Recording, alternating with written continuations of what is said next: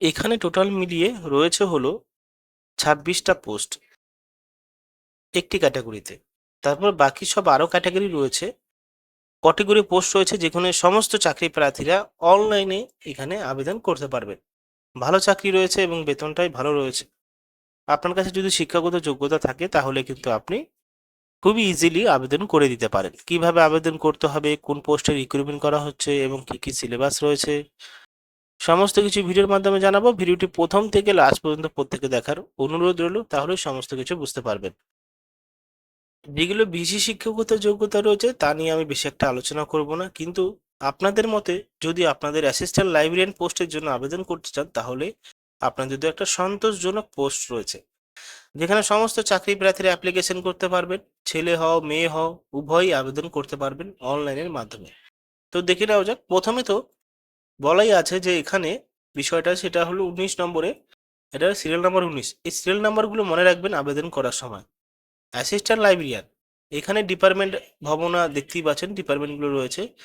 এখানে প্রথমেই রয়েছে আনরিজার্ভডের জন্য 4টি পোস্ট যে ডিপার্টমেন্টে রিক্রুটমেন্ট করা হবে। তারপরে 20 নম্বরে অ্যাসিস্ট্যান্ট লাইব্রেরিয়ান, এখানে এসসিদের জন্য একটি পোস্ট রয়েছে এবং বাদবাকি যতগুলো পোস্ট রয়েছে সমস্ত কিছু একটি করে রয়েছে। লাস্টটা দেখতে পাচ্ছেন অ্যাসিস্ট্যান্ট লাইব্রেরিয়ান, এখানে 2টো পোস্ট রয়েছে। টোটাল মিলিয়ে এখানে কিন্তু অ্যাসিস্ট্যান্ট লাইব্রেরিয়ান 8টি পোস্টে রিক্রুটমেন্ট করা হবে। এবার বেতন স্কেলটা আমরা জেনে নিই।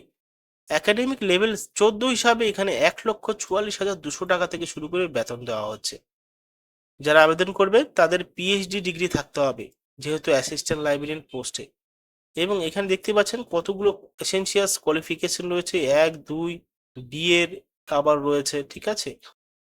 আরও রয়েছে এই সমস্ত পোস্ট। অ্যাসিস্ট্যান্ট লাইব্রেরিয়ান পোস্টের জন্য আপনাদের কিন্তু কম্পিউটার জানতেই হবে, যেহেতু লাইব্রেরিয়ান পোস্টের কাজ, তাহলে আপনাদেরকে কম্পিউটারে জানতে হবে। এবার প্রথমে আমরা জানি বিষয়টা সেটা হলো যে এখানে যে 26টা পোস্ট রয়েছে 26টা পোস্ট কিন্তু এখানে প্রফেসর পোস্টে রিক্রুটমেন্ট করা হচ্ছে।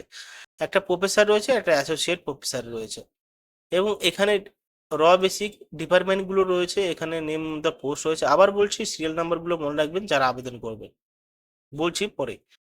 এখানে প্রত্যেকটা কিন্তু একটা একটা করে পোস্ট রয়েছে এবং অ্যাসিস্ট্যান্ট প্রফেসর আরও রয়েছে, দেখতেই পাচ্ছেন 7টা পোস্ট। লাইব্রেরিয়ানটা হচ্ছে বললামই। এবার দেখুন এখানে যে বিষয়টা সেটা হলো অ্যাসিস্ট্যান্ট প্রফেসর, এখানে 1,31,400 টাকা বেতন শুরু হচ্ছে। পিএইচডি করতে হবে। অনলাইনে অ্যাপ্লিকেশন করার জন্য আপনাদের কি করতে হবে, প্রথমে তো আপনাদের এই সিরিয়াল বেসিক নামতে হবে। সিরিয়াল নাম্বার 14 18 দেখতে পাচ্ছেন। আপনি অনলাইনে যখন ওয়েবসাইটে যাবেন, আমি ডিসক্রিপশন বক্সে বা টেলিগ্রাম চ্যানেলে প্রোভাইড করে দেবো, সেখান থেকে ডাইরেক্টলি আপনি চলে যেতে পারেন। তো এই ভিডিওতে কিছু বলার নেই, কারণ আপনি যদি চান অনলাইনে অ্যাপ্লিকেশন করতে তাহলে কিন্তু এই নিয়ে আমি আলাদা করে ভিডিও বানাতে চাইছি। যদি আপনি চান কমেন্ট বক্সে অবশ্যই আমাদের জিজ্ঞাসা করতে পারেন।